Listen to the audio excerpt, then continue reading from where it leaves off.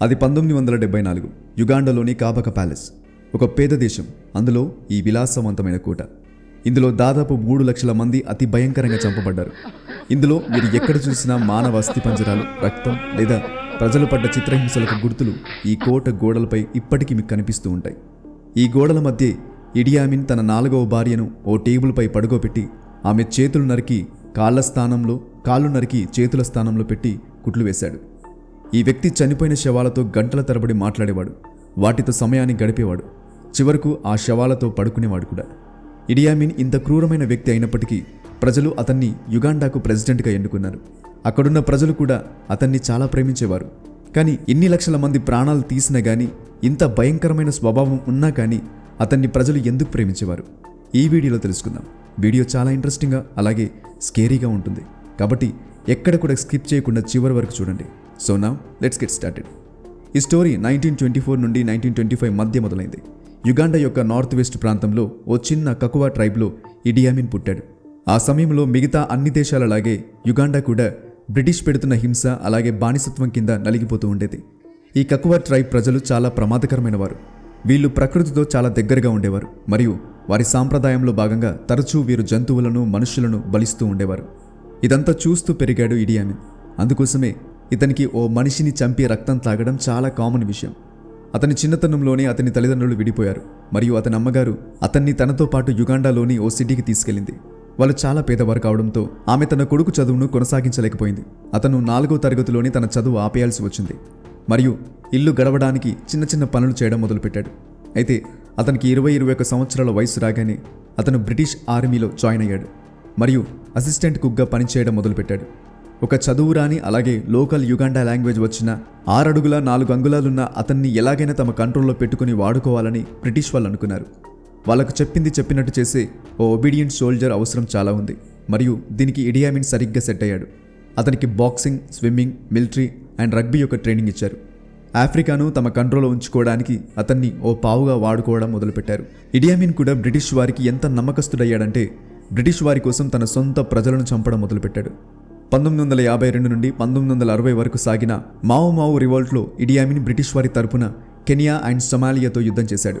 అతను ఎంత క్రూరుడంటే ఆ యుద్ధంలో ప్రజలను బ్రతికుండగానే పాతిపెట్టాడు. అలాగే ఇంకొంతమందిని ఎంత దారుణంగా చంపాడంటే అది చూసిన వాళ్ళు భయంతో వణికిపోయారు. తన సొంత ప్రజల మీదనే అతను చూపెడుతున్న క్రూరత్వానికి అతను బ్రిటిష్ పై అధికారుల దృష్టిలో పడ్డాడు. అతను ఫేమస్ అయ్యాడు. అతని మిలిటరీ ర్యాంక్ పెరుగుతూ వెళ్ళింది మరియు 1962లో అతను బ్రిటిష్ ఆర్మీ యొక్క 2nd హైయెస్ట్ ఆఫీసర్ అయ్యాడు. బ్రిటిష్ ఆర్మీలో తన స్థాయిని పెంచుకుంటూ వెళ్తున్న సమయంలో అతనికి మిల్టన్ ఒబోటే అనే స్నేహితుడు పరిచయం అయ్యాడు. ఇతను కూడా బ్రిటిష్ ఆర్మీలో మంచి పొజిషన్లో ఉన్నవాడే. వీళ్ళ స్నేహం ఎంత బలంగా మారిందంటే వీళ్ళిద్దరు కలిసి బ్రిటిష్ వారి కళ్ళు కప్పి వారి గోల్డ్, ఐవరీ, కాఫీ ఇలా విలువైన ప్రతి వస్తువును స్మగుల్ చేయడం మొదలుపెట్టారు. అయితే వీటి గురించి బ్రిటిష్ వారికి ఎటువంటి సమాచారం లేదు. కానీ ఈ విషయం బ్రిటిష్ వారు తెలుసుకునే సమయానికి చాలా ఆలస్యం అయిపోయింది. ఎందుకంటే యుగాండా యొక్క స్వాతంత్రం దగ్గర పడింది. ఈ సమయంలో వారిని శిక్షించినా కూడా దాని ద్వారా ఎటువంటి ఉపయోగం ఉండదు, ఎందుకంటే బ్రిటిష్ వారు తమ అధికారం కోల్పోయారు. అయితే 9th అక్టోబర్ 1962లో యుగాండాకు స్వాతంత్రం వచ్చింది. ఆ సమయంలో మిల్టన్ ఒబోటే యుగాండా ప్రెసిడెంట్ అయ్యాడు and Idi Amin commander in chief of all armed forces అయ్యాడు. మొదట్లో వీరు మంచి స్నేహితులైన రాను రాను వీరి మధ్య భేదాభిప్రాయాలు రావడం మొదలయ్యాయి. పవర్, పొజిషన్ అండ్ మనీ వీటి మూలంగా వీరి మధ్య విభేదాలు వచ్చాయి. ఇది ఎంతటి పరిస్థితికి దారితీసిందంటే ఇడి అమీన్ ఒబోటేకు వ్యతిరేకంగా ఒక ఆర్మీని నిలబెట్టాడు. వారు ఇడి అమీన్ కోసం ఒబోటేను చంపడానికి రెడీ అయ్యారు. అయితే ఎప్పుడైతే ఈ విషయం ఒబోటే చెవిలో పడిందో అతను వెంటనే ఇడి అమీన్ ర్యాంక్ను డిమోట్ చేశాడు. అతను ఇడి అమీన్ను commander in chief of all armed forces post నుండి తీసేసి commander in chief of the ఆర్మీకి మార్చాడు. దీని మూలంగా మిగతా ఆర్మ్డ్ ఫోర్సెస్ నుండి అతని ఇన్ఫ్లుయెన్స్ పడిపోయింది. దాంతో అతను కోపంతో మండిపోయాడు. అతనికి ఇప్పుడు కేవలం 2 కావాలి, ఒకటి ప్రెసిడెంట్ పొజిషన్ మరియు ఒబోటే యొక్క చావు. కానీ అతను ఇది డైరెక్ట్గా చేయలేదు. అతని పొజిషన్ సంపాదించుకోవడానికి అతను ప్రజల దగ్గరికి వెళ్ళాడు. వారితో మంచి సంబంధాన్ని పెంచుకున్నాడు. వారితో పాటు డ్యాన్స్ చేస్తూ వారి ప్రాబ్లమ్స్ అర్థం చేసుకుంటూ వాటిని సాల్వ్ చేస్తూ ఉండేవాడు. దీని మూలంగా అతను ప్రజల్లో మంచి ఇంప్రెషన్ పొందుకున్నాడు మరియు ప్రజలకు కూడా అతనిపై నమ్మకం మొదలైంది. ఇలా అతను చాలా సంవత్సరాల పాటు కొనసాగించాడు. అయితే ఎంతో కాలంగా ఇడి అమీన్ ఎదురు చూస్తున్న సమయం వచ్చింది, ఒబోటేను చంపడం. కానీ ఒబోటే అదృష్టం బాగుండి 1971 జనవరి 25న Obote commonwealth heads of government meeting కోసం సింగపూర్ వెళ్ళాడు. మరియు ఈ సమయాన్ని అవకాశంగా తీసుకుని ఇడి అమీన్ తనను తాను యుగాండా యొక్క ప్రెసిడెంట్గా ప్రకటించుకున్నాడు. అతనికి ఆర్మీ సపోర్ట్ ఉంది, అలాగే ప్రజల దగ్గర నుండి కూడా మంచి అభిప్రాయం ఉంది. ప్రజల దృష్టిలో అతను దేశం కోసం ఏదైనా చేయడానికి, అవసరమైతే తన ప్రాణాన్ని ఇవ్వడానికి సిద్ధంగా ఉన్న సైనికుడిలా కనిపించాడు. ఈ సెంటిమెంటే ఇడి అమీన్ను ప్రెసిడెంట్గా చేసింది. అక్కడి నుండి మొదలైంది యుగాండా చరిత్రలో డార్క్ చాప్టర్. ప్రెసిడెంట్ అవ్వగానే అతను చేసిన మొదటి పని ఒబోటేను యుగాండాలో అడుగుపెట్టకుండా ఆపాడు. మరియు ఎవరైనా ఒబోటేను కలిసినా, సమాచారం చేరవేసినా వారిని చంపేస్తామని దేశమంతా ప్రకటించాడు. దాని తర్వాత ఇడి అమీన్ కిల్లర్ స్క్వాడ్ను తయారు చేయించాడు. దీని గురించి అతనికి తప్ప ఇంకెవరికి తెలియదు. ఈ స్క్వాడ్ యొక్క మెయిన్ పర్పస్ ఒకటే, ఎవరైనా ఇడి అమీన్ను అటాక్ చేయాలని చూసినా లేదా ఒబోటేకు సపోర్ట్ చేసినా వారిని చంపేయడం. అంతేకాదు, కేవలం అనుమానం వస్తు చాలు నిర్దాక్షిణ్యంగా చంపేసేవారు. ఇలానే అకౌలి, లాంగో అనే 2 తెగలను జస్ట్ వాళ్ళు ఒబోటే సపోర్టర్స్ అని అనుమానం వచ్చి అతి దారుణంగా చంపేసి భూమి మీద ఆ తెగలే లేకుండా చేశాడు.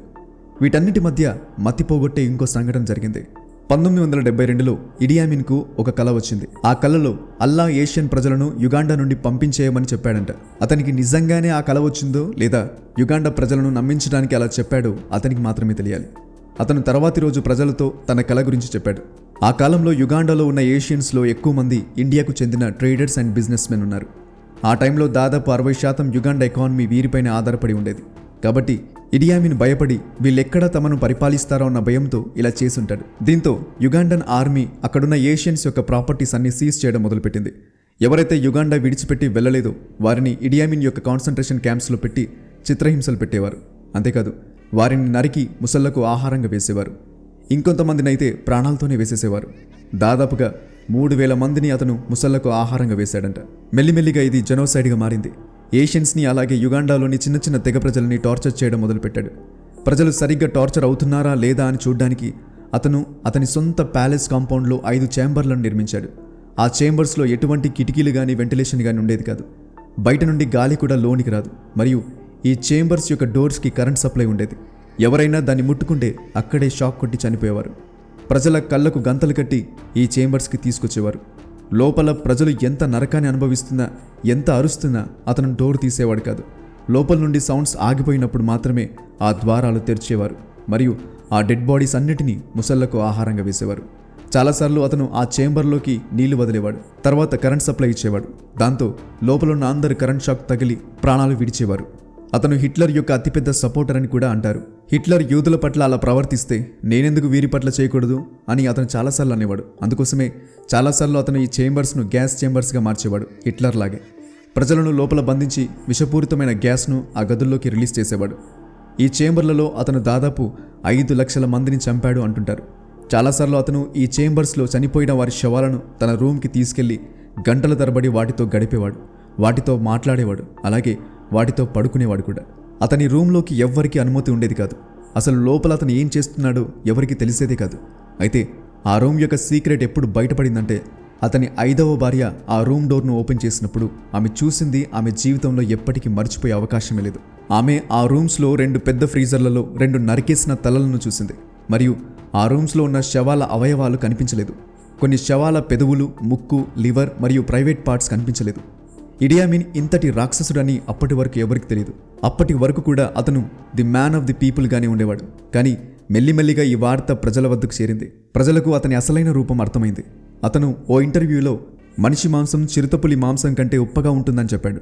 అతను ఇలా మనిషి మాంసం తినడం మూలంగా అతనికి భయంకరమైన వ్యాధి సోకింది. మరియు సమయంతో పాటు అతని పిచ్చి కూడా పెరుగుతూ పోయింది. యుగాండా యొక్క ఎకానమీ పూర్తిగా పడిపోయింది. అయితే అతను అధికారాన్ని నిలుపుకోవడానికి టాంజానియా పైన అటాక్ చేశాడు. కానీ అతను ఓడిపోయాడు. ఓడిపోయిన తర్వాత అతను లిబియాకు పారిపోయాడు. అక్కడి నుండి సౌదీ అరేబియాకు వెళ్ళిపోయాడు. చివరికి 2003 ఆగస్టు 16న ఆర్గాన్ ఫెయిల్యూర్ అవ్వడం వల్ల అతను చనిపోయాడు. సో ఫ్రెండ్స్, ఇది ఈ ప్రపంచం చూసిన అతి క్రూరమైన నియంత ఇడి అమీన్ యొక్క బయోగ్రఫీ. ఈ వీడియోపై మీ అభిప్రాయాన్ని కింద కామెంట్స్ రూపంలో మాతో షేర్ చేసుకోండి. Thank you for watching. ఇలాంటి మరెన్నో గొప్ప ఇంట్రెస్టింగ్ వీడియోస్ లేదా ఇన్ఫర్మేటివ్ వీడియోస్ చూడడానికి ఇప్పుడే మా యూట్యూబ్ ఛానల్ని సబ్స్క్రైబ్ చేసుకోండి. నేను పెట్టే ప్రతి వీడియో కూడా యూట్యూబ్లోనే ఫస్ట్ రిలీజ్ అవుతుంది. కాబట్టి మీరు ఏ వీడియో కూడా మిస్ అవ్వకుండా ఉండటానికి ఇప్పుడే యూట్యూబ్ ఛానల్ని కూడా సబ్స్క్రైబ్ చేసుకోండి. కింద కామెంట్ బాక్స్లో మీకు మా యూట్యూబ్ లింక్ కనబడుతుంది. అక్కడ క్లిక్ చేసి వెంటనే మా ఛానల్ని సబ్స్క్రైబ్ చేసుకోండి. ఇలాంటి గొప్ప వీడియోస్ మీరు మిస్ అవ్వకుండా ఉంటారు.